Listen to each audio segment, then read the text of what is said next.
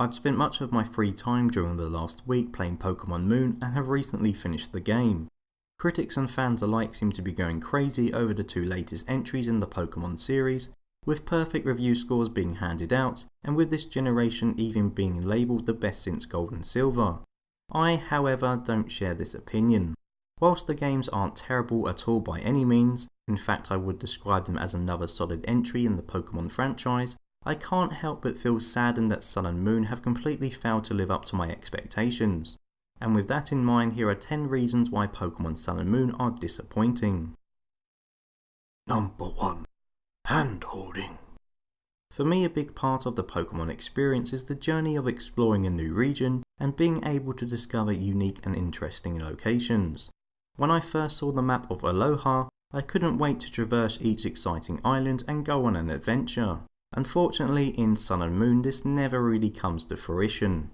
Over the 30 or so hours that it took me to complete the main questline, I was constantly being guided and pushed and pulled in a certain direction. If I was to veer off and attempt to explore another area, there would always be someone or something in the way preventing me from going there. I mean, sure, there usually are roadblocks in Pokemon games preventing the player accessing certain areas, the sleeping Snorlaxes and the cycling roads in the first generation games as an example, but Sun and Moon takes it to such a ridiculous level that the whole game feels like you're walking through a corridor.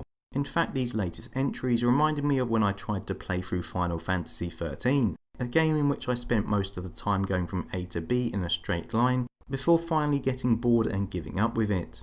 As a result of constant hand-holding, the wonderful looking Aloha becomes extremely forgettable and incredibly stale. Number 2. Cutscenes.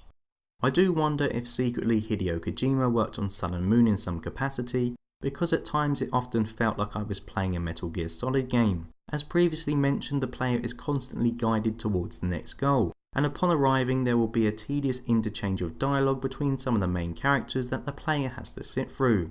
These constant interruptions really destroy the flow of the game and prevent it from gaining any momentum. In fact, it got to the point where I actually dreaded going to the next objective because I knew another exhausting cutscene was incoming. A lot of the frustration caused by this could have been avoided if the game included a skip button, but for some reason Game Freak assumed we want to sit through the awful narrative, which leads me to my next point. Number 3. Poor story. If you're going to shove a story down the player's throat constantly, then you better make sure it's a good one. Unfortunately, Sun and Moon's is extremely lackluster and predictable and definitely doesn't warrant unskippable dialogue every 5 minutes. For example, most of us knew that as soon as Team Aether were announced all those months ago, they would turn out to be the bad guys, and lo and behold they end up working with Team Skull. What a shock. In addition, the characters central to the narrative are incredibly annoying and unlikable. Lily pretty much follows you around for the entirety of the game like some kind of sad stray dog, spewing cringeworthy dialogue constantly. I don't care about any of the characters the game tries to make me care for, and I just wish the story took more of a background role than it currently does. Number 4. Boring rival. How the rival of the player in Sun and Moon is a complete joke. He picks a Pokemon that is weak to the player's starter Pokemon and is constantly one step behind the player throughout the entire journey. Like Lily, he talks crap constantly and is only slightly less irritating than her. I mean, this is a guy who doesn't even care about losing. In fact, he is often quite happy when the player defeats him in battle. Now, I understand that Pokemon is aimed at a young audience, and that the game may be trying to teach children that losing doesn't necessarily matter and how to be gracious in defeat, but How ends up being completely banal as a result of this. Surely the whole point of having a rival in the game is to give the player someone who tests their skills and to help to push them towards the next level. How feels less like a rival and more like an annoying fanboy who is constantly in awe of the player. I don't know about you, but I actually miss the arsehole rivals found in the early generation games. They actually gave you someone who you wanted to beat. Whereas now it seems like the rival is just some annoying stalker kid who insists on repeatedly battling the player for no real apparent reason at all. Number 5. It's too easy. I've seen a lot of reviewers insist that Pokemon Sun and Moon are the hardest Pokemon games for quite some time, and I have to wonder if they played a different game to what I did. The only battle I found mildly challenging was the final Pokemon League battle against the Professor, which took me a couple of attempts to complete. Up until that point in the game, I never once lost a fight, and I haven't since. Earlier this year, I replayed through Pokemon Red on Virtual Console and was pleasantly surprised by how difficult some of the encounters were.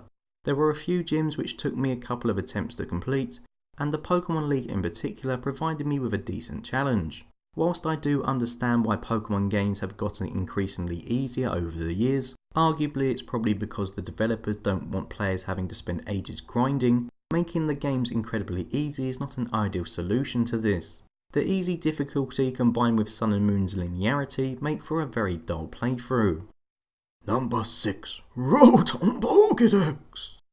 Nintendo seemed to make quite a big deal out of the Rotom Pokedex during their promotional videos for Sun and Moon, leaving us all wondering what amazing new features we would be able to access from having the weird shape-shifting critter inside the device. The truth is, however, that the Rotom Pokedex is little more than a glorified map on the bottom screen of the 3DS. Rotom will also occasionally talk to the player and tell them where they should go next, but that's pretty much all the Rotom Dex does. In fact, when compared to the Pokedex found in Omega Ruby and Alpha Sapphire, the Rotom Pokedex is actually worse and omits crucial features. The Dex Nav, a feature that allows the user to find hidden Pokemon in the wild and also allows the player to know when they have successfully found all the Pokemon that reside in one area, is no longer included. I actually thought the Dex Nav was a really good addition to the Pokemon series, so it's disappointing that it no longer returns. To be quite honest, the Rotom Pokedex is a complete waste of time and adds very little if anything significant to the game. Number 7. Not enough Pokemon. Out of the 300 or so Pokemon available in the Aloha Pokedex, only 81 of them are new. Whilst this isn't going to be a huge problem to newcomers or those who haven't played a Pokemon game for a long time, as someone who has every Pokemon bar a few legendaries stored away in the Pokebank, I really don't see the point of catching Pokemon I've already caught again, nor do I particularly want to. As a result, this has caused my playthrough of Pokemon Moon to be less exciting than it should have been. I mean, there's nothing thrilling about seeing the likes of Caterpie and Zubat appear in yet another game. I can think of two potential solutions that would have solved this problem. Firstly, if Pokemon Sun and Moon had introduced a larger number of new Pokemon and left a lot of the already existing Pokemon unavailable until the end of the game, then I feel it would result in a more interesting playthrough.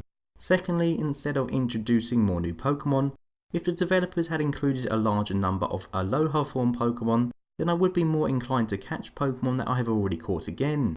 However, as it stands, there are only 18 Alohan form variants, leaving me with little reason to pursue the 200 other Pokemon included in the games. Number 8. Frame rate. Pokemon Sun and Moon are both gorgeous and probably feature the best visuals of any of the games in the series to date. It's clear at times that these games are pushing the 3DS and 2DS hardware to its absolute limit, and this is nowhere more apparent when partaking in a 2v2 or a battle royale match, when the frame rate slows to an absolute snail's pace. Quite frankly, the game runs like an absolute mess whenever there are more than 2 Pokemon on the field, and whilst this might not be a big issue for some, it's actually completely discouraged me from playing the Battle Royale mode, which is a shame because the mode itself is a pretty clever addition to the series. Number 9. The Trials. Island challenges have replaced the traditional gym battles of old, and whilst I applaud Nintendo for taking a risk and changing the standard Pokemon formula, the majority of these trials are rather uninspired ventures. I mean, the first trial I encountered in Pokemon Moon tasked me with tracking down and fighting 2 Rattata, before then defeating a Totem Raticate, which wasn't exactly the most exciting task in the world. Another trial involved collecting 4 items, in which was a tedious fetch quest, before then fighting yet another Totem Pokemon. Despite all the talk about change and how different the trials would be, they all come off feeling as formulaic and routine as the previously included gyms. In fact, I actually found many of the puzzles included in gyms from previous generations to be more inventive than the majority of Sun and Moon's trials. In short, the Island Challenge definitely wasn't as fun and as imaginative as I thought it would be. Number 10. No National Pokedex. This is probably the most bizarre omission from Sun and Moon, the lack of a National Pokedex. Obviously, I know that the majority of the Pokemon that fill up the National Dex won't be available in Sun and Moon until the January update of the Pokebank anyway, but it's still disappointing nonetheless that it hasn't been included. Sure, I'll still probably import my favourite and strongest Pokemon over to Moon, but the majority of my Pokemon in the Pokebank will be left behind, and without a National Dex to fill up, it feels like there's not really much point to me having them at all. So there you have it, my 10 reasons why Sun and Moon are disappointing. Let me know if you agree or disagree below, and as always, thank you very much for watching.